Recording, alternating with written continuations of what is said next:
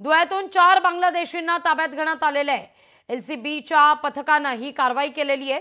धुळ्यात आणणाऱ्या 2 एजंटचा पोलिसांकडून तपास सुरू आहे। या प्रकरणी पोलीस प्रशासनाचा अधिक तपास देखील जारी आहे।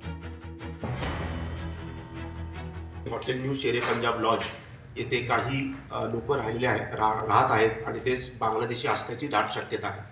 तर एलसीबीच्या टीमने तिथे आपण एक रेड केली असता तिथे आपण 4 लोकांना अटक केलेली आहे। त्यांची नावं अशी आहेत की मोहम्मद मेहताब बिलाल शेख, शिल्पी बेगम मोहम्मद बेदा, ब्युटी बेगम पोलस शेख आणि रिपा रफीक शेख या 4घांना आपण आज अटक केलेली आहे आणि त्यांना भारतात प्रवेश तसेच परकीय नागरिक आदेश आणि BNS याच्यानुसार आपण गुन्हा दाखल केलेला आहे।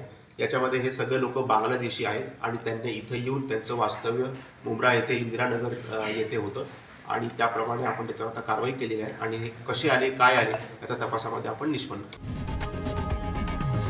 लोकशाही मराठी ऐका, पहा, जागरूक रहा।